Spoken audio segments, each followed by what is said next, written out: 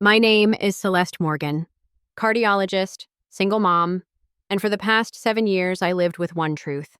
I believed he had abandoned me until the day he walked into my exam room wearing the exact same eyes as my daughter. Before I share my story, tell me where you're watching from in the comments.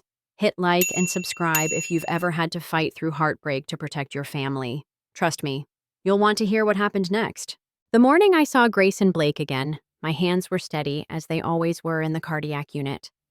7 years of practice had taught me to keep them that way, through emergency surgeries, through single motherhood, through nights when exhaustion threatened to break me.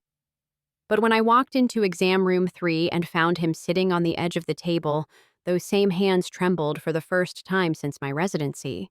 Dr. Morgan will be conducting your cardiac screening today, Mr. Blake, the nurse had said, unaware she was announcing my paye janeki. Like a death sentence. He looked up from his phone. That same distracted gesture I remembered from our research days. And our eyes met. The air left the room. His face went through a series of micro-expressions I could still read like a familiar book. Surprise, confusion, something that might have been regret. Celeste? His voice cracked on my name, as if he hadn't spoken it in years. He probably hadn't. Dr. Morgan, I corrected, pulling on my professional armor like a winter coat. My stethoscope felt heavy around my neck. Please remove your shirt for the examination. I turned to wash my hands, counting breaths the way I'd learned to when Isla was colicky and I was 27, alone, and terrified. 1 breath. 2. By the 5th, I could face him again. The examination proceeded in clinical silence. His heartbeat under my stethoscope was faster than it should be. Not concerning for a man his age, but I knew it wasn't a medical issue causing the elevation. My own pulse matched his, betraying me. Your readings are within normal range, I said, typing notes I'd have to redo later when my fingers stopped shaking. Any concerns about...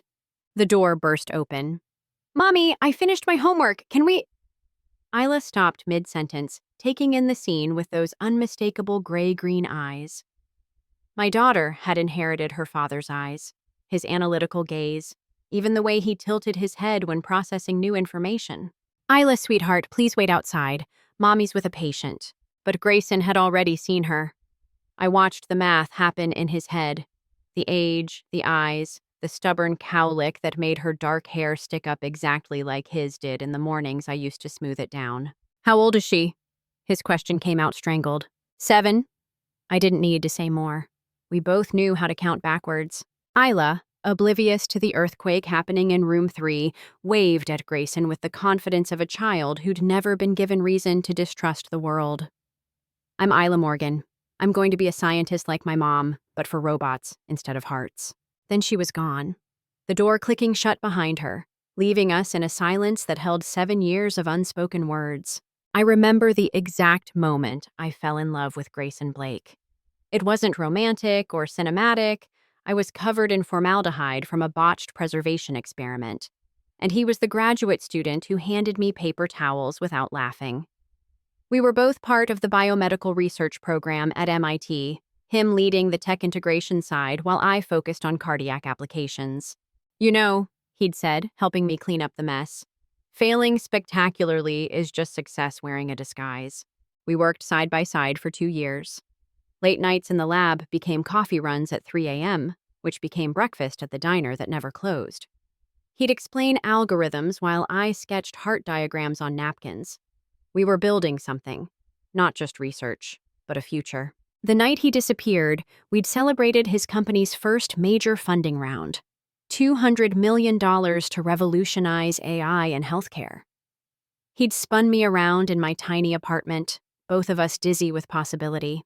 We're going to change the world, Sel, he'd said, his forehead pressed against mine. You and me. The next morning, he was gone. His phone disconnected. Emails bounced back. His apartment empty except for the smell of his cologne and a coffee mug I'd given him that read World's Okayest Programmer.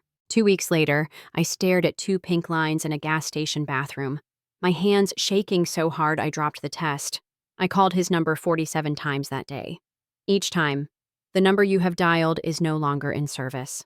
His company's website listed him as on sabbatical. His LinkedIn went dark. Even his mother's number, saved in my phone from one awkward family dinner, rang endlessly into nothing. I made the decision alone, sitting on my bathroom floor at 3 a.m., the same hour we used to get coffee. I would keep her. I would raise her. I would build a life from the ashes of what we'd planned. Medical school with morning sickness was hell. Residency with a newborn was worse. But Isla was perfect from the moment she opened those familiar eyes and grabbed my finger with surprising strength. She had his curiosity from the start, taking apart toys before she could walk, asking why before she could properly pronounce it.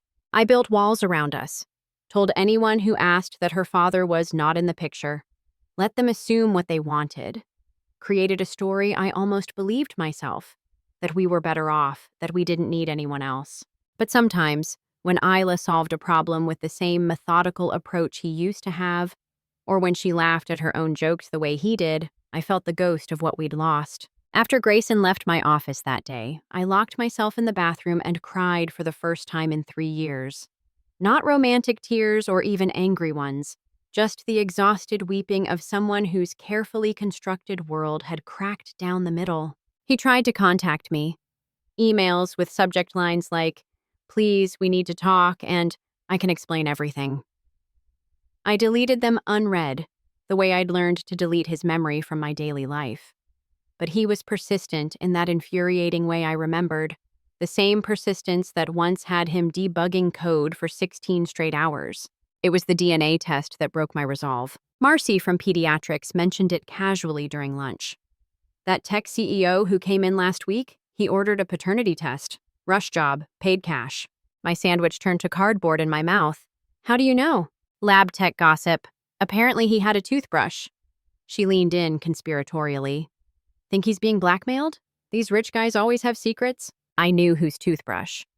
Isla had left hers in the waiting room after brushing her teeth post-snack. I'd been meaning to grab it. The fury that rose in me was volcanic. How dare he? How dare he sneak around, taking what wasn't freely given, making decisions about my daughter, our daughter, without even asking? I cornered him in the hospital parking garage that evening.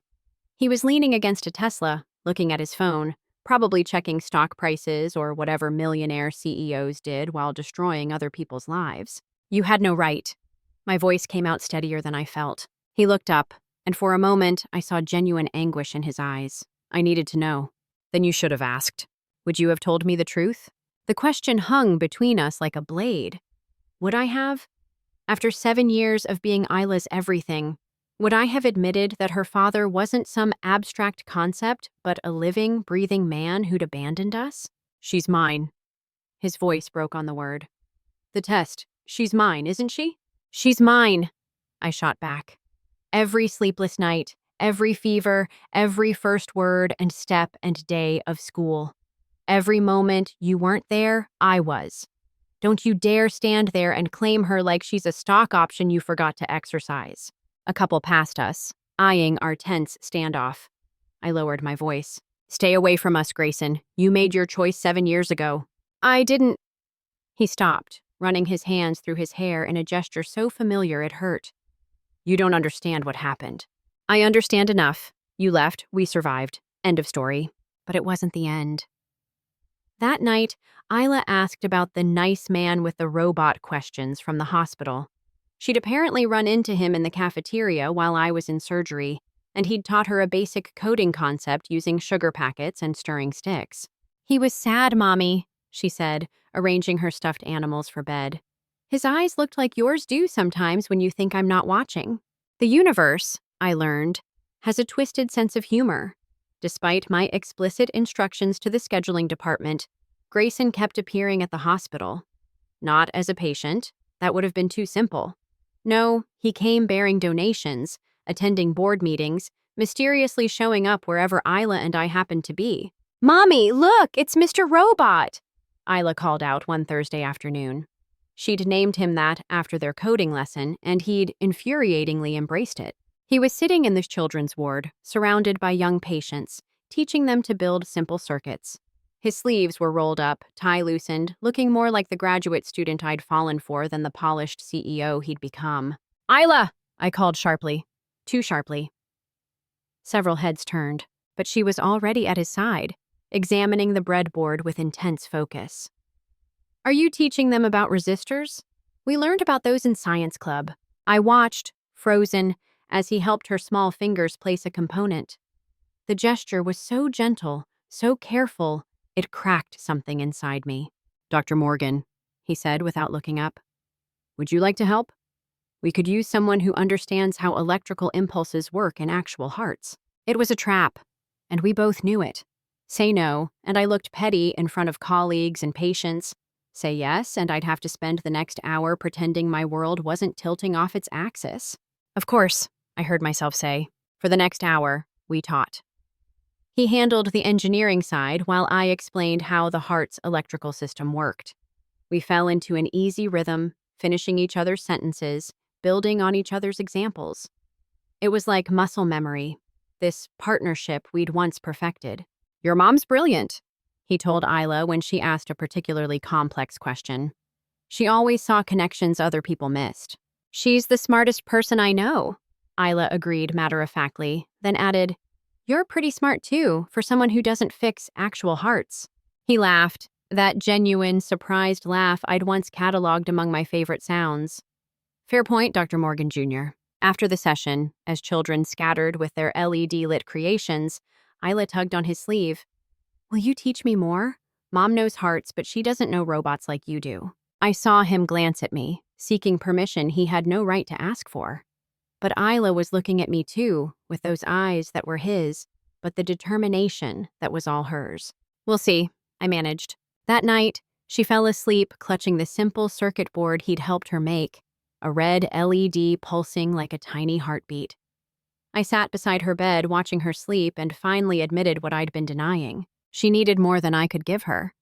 Not because I wasn't enough, I'd been enough for 7 years, but because she was half him too, with his curiosity about technology, his way of seeing solutions where others saw problems.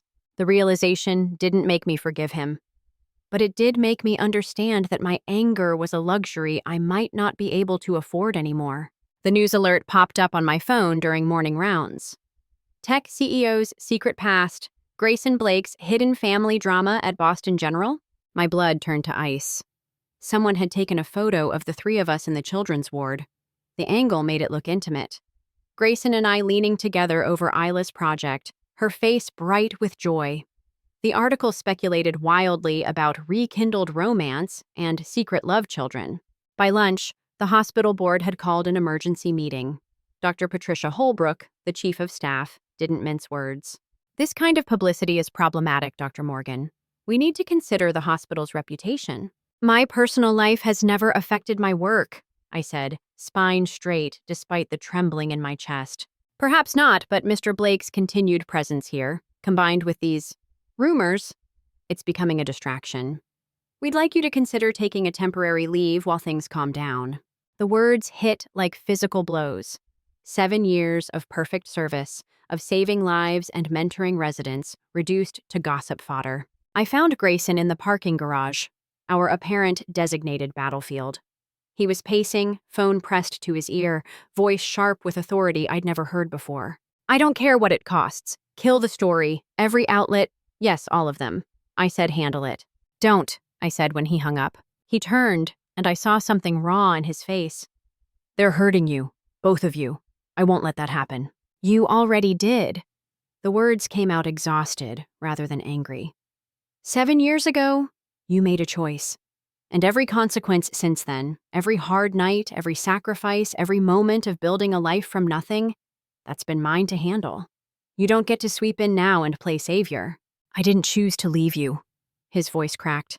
God, Celeste, I never chose that. But you did leave. I was in a coma. The words exploded out of him. Car accident. 5 days unconscious in Palo Alto. By the time I woke up, by the time I could think straight, my mother had... He stopped, shoulders sagging. It doesn't matter. You're right. I left. I stared at him, processing this information that rewrote 7 years of assumptions. But before I could respond, my phone buzzed. Isla's school. The conversation I had with my daughter that night was the hardest of my life. She'd heard classmates talking about the article, had seen her picture online. Her robot circuit sat abandoned on her desk. "Is Mr. Robot my dad?" she asked, cutting straight to the heart like the scientist she was becoming. I sat on her bed, pulling her close. She smelled like strawberry shampoo and possibility. "What makes you think that?" "He has my eyes, and when he smiles, it's crooked like mine, and—" She paused, 7 years old and already too perceptive. "He looks at me like I'm special, like you do." I pressed my lips to her forehead, tasting salt. When had I started crying? "Would it be okay if he was?" I whispered. She considered this with grave seriousness. Would he stay? The question I couldn't answer. The promise I couldn't make. That night, she left a note on my pillow in her careful handwriting. "If he's my dad for real, I forgive him. But don't push him away because of old hurt. Hearts can heal. You taught me that." The shoebox lived in the back of my closet, behind winter coats I rarely needed. I'd moved it 4 times, from my student apartment to residency housing to our current home, without ever opening it.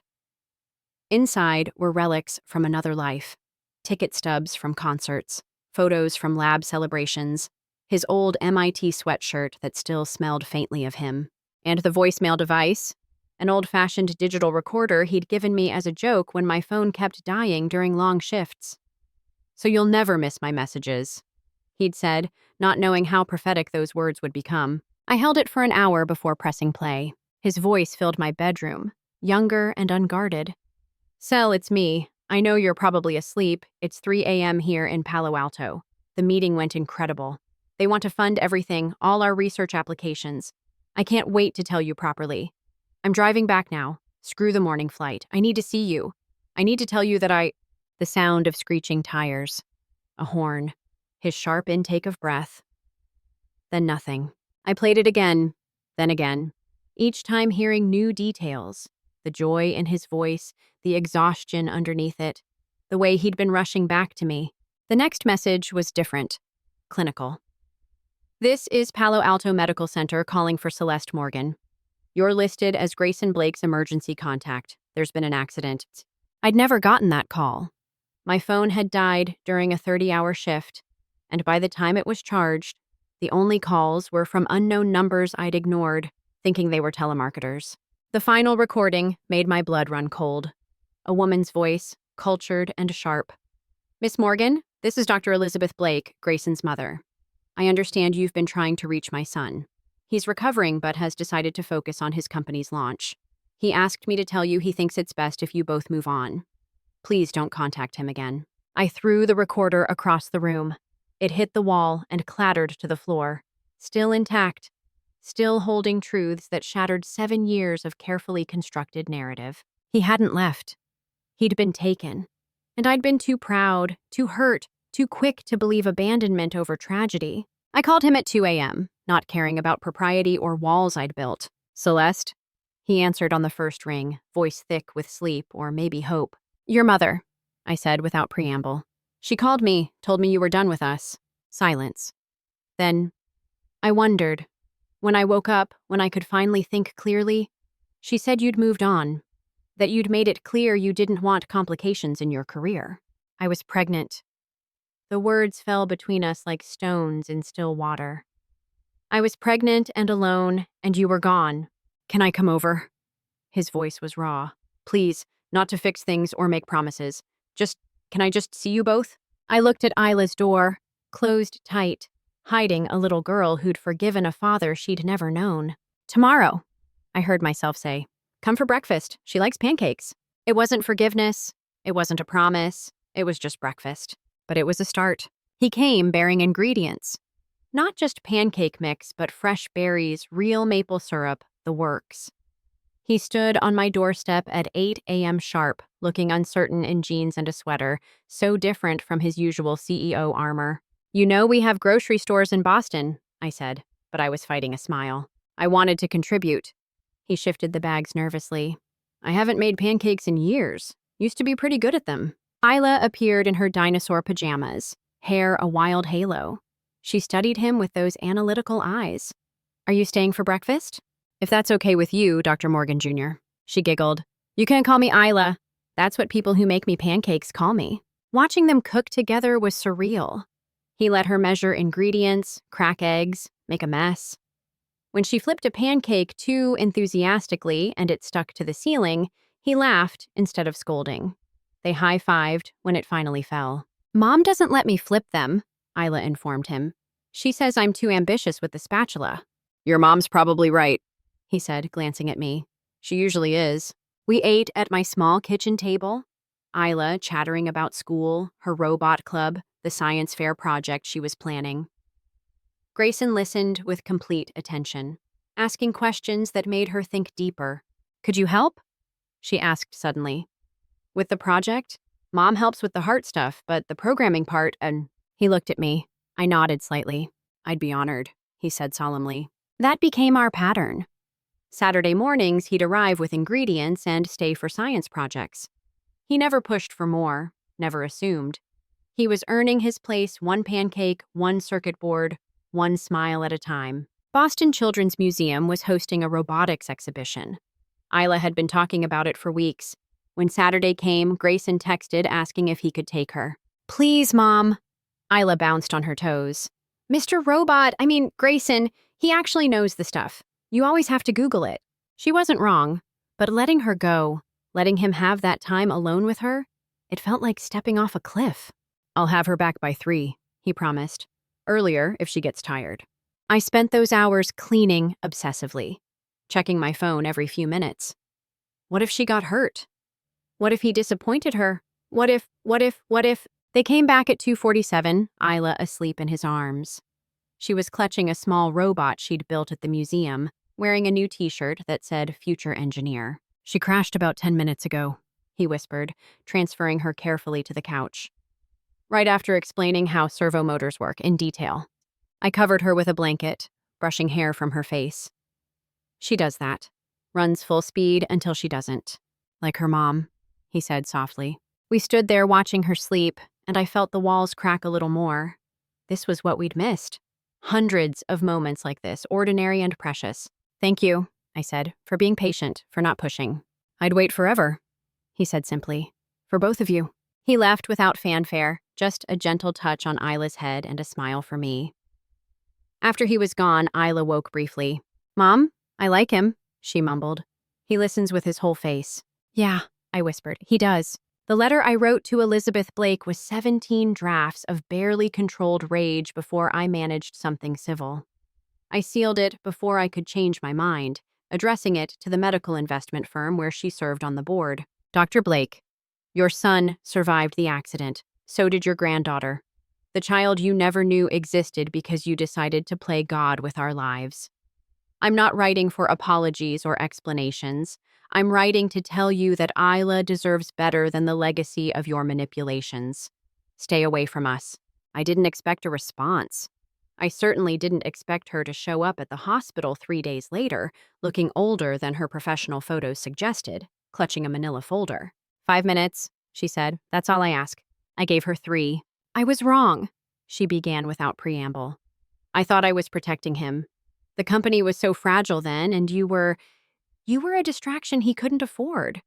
When the accident happened, it seemed like a sign." She pushed the folder across my desk. "This is a trust fund for Isla. It's not an apology. Nothing could be. It's just what I should have done 7 years ago." I didn't touch the folder. "She doesn't need your money." "No," she agreed. "She needs her father, and he needs her. I took that from all of you." She stood, suddenly looking fragile. "I've lost my son because of my choices. Don't let my mistakes cost you both more years." After she left, I opened the folder. It wasn't just money. It was medical histories, genetic testing Grayson had done, family photos he'd never seen, a complete history for Isla to have. That weekend, I suggested the beach. The same stretch where Grayson and I used to walk when we were young and believed love could solve everything. "I know this place," Isla announced, running ahead. "You have pictures here, old ones in the box under your bed." "Caught." I glanced at Grayson, who was trying not to smile. "Your mom's always been sentimental," he said, "even when she pretends not to be." We walked while Isla hunted for shells. The October air was crisp, carrying salt and possibility. "I can't promise to forget," I said finally. 7 years is a long time. and I can't promise it'll be easy. I'm not asking for promises, he said. I'm just asking for now, this moment, then the next one. Maybe the one after that? Isla ran back to us, shells clutched in sandy hands. Look, I found 3 perfect ones, one for each of us. She distributed them solemnly. Now we all have to make a wish and throw them back. What kind of wish? Grayson asked. The kind that comes true, she said with 7-year-old certainty. We stood at the water's edge. 3 people who'd found each other across years and hurt and impossible odds. I didn't know what Grayson wished for. I didn't know what Isla chose, but I knew mine. Let us be brave enough to try. We threw our shells together, watching them arc through the autumn sky before disappearing into waves that had been washing this shore long before our small drama began. Isla slipped her hand into mine, then reached for Grayson with the other. We walked back down the beach, connected by a 7-year-old bridge who'd forgiven what we were still learning to release. A heart once left behind was beating again, not because of promises or plans, but because sometimes love is just stubborn enough to wait until we're ready to try again.